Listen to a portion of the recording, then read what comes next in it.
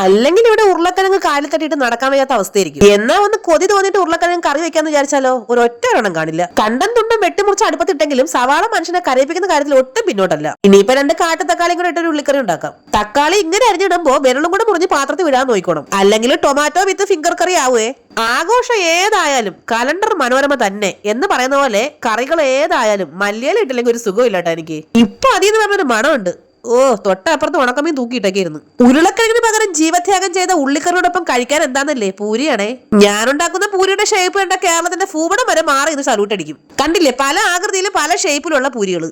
ദാണ്ട ഇതിനെങ്ങനെ ഫിറ്റിയിൽ തൂക്കിയിടാൻ പറ്റും. ഹോളൊക്കെ ഉണ്ട് കണ്ടോ.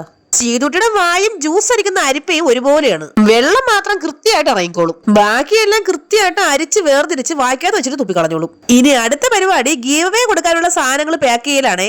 നമ്മുടെ ഒരു വിന്നറായ സന്ധ്യ ഉണ്ണി എന്ന് പറയുന്ന ആള് ഇതുവരെ നമ്മളെ കോൺടാക്ട് ചെയ്തിട്ടില്ല കേട്ടോ. ഈ വീഡിയോ കാണുവാണെങ്കിൽ എത്രയും പെട്ടെന്ന് നമ്മളൊന്ന് കോൺടാക്ട് ചെയ്യണേ.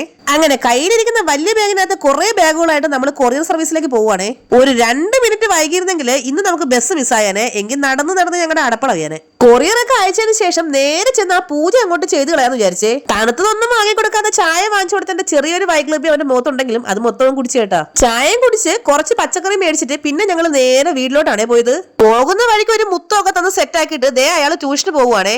ഡെയിലി പഠിക്കാനൊക്കെ പോകുന്നുണ്ട്. എന്നാലും ചക്കെന്ന് പറഞ്ഞാൽ തിരിച്ചവൻ കൊക്കെന്ന് പറയും. അത് പിന്നെ ഞങ്ങളല്ലേ മോൻ, കുറ്റം പറയാൻ പറ്റൂലല്ലോ. തിരിച്ച് വീട്ടിൽ വന്നപ്പോ അമ്മ ദേണ്ട ഉണ്ണിയറച്ച പോലെ തലയിൽ തോർത്തും കെട്ടി പാചക പരീക്ഷത്തിലാണേ. ഈ കത്തുന്ന കത്തി കണ്ടിട്ട് മിക്കവാറും എണ്ണച്ചട്ടിക്കകത്ത് അമ്മ ഇന്ന് ഹോമം നടത്തുന്ന ലക്ഷണമൊക്കെ ഉണ്ട്. വൈകുന്നേരം ഒരു 6 മണിയാകുമ്പോ തിരിച്ച് മോനെ വിളിക്കാൻ വേണ്ടിട്ട് പോവുകയാണ് ട്യൂഷൻ ക്ലാസ്സിൽ നിന്ന്. ഈ കാടും മലയും കുന്നും എല്ലാം കയറി ഞാൻ അങ്ങെത്തുമ്പോ ഇന്ന് മിക്കവാറും പാതിരാത്രിയാവും. അപ്പൊ എല്ലാവരും നമ്മുടെ ചാനൽ ഒന്ന് സബ്സ്ക്രൈബ് ചെയ്ത് സഹായിക്കണേ. ടാറ്റാ.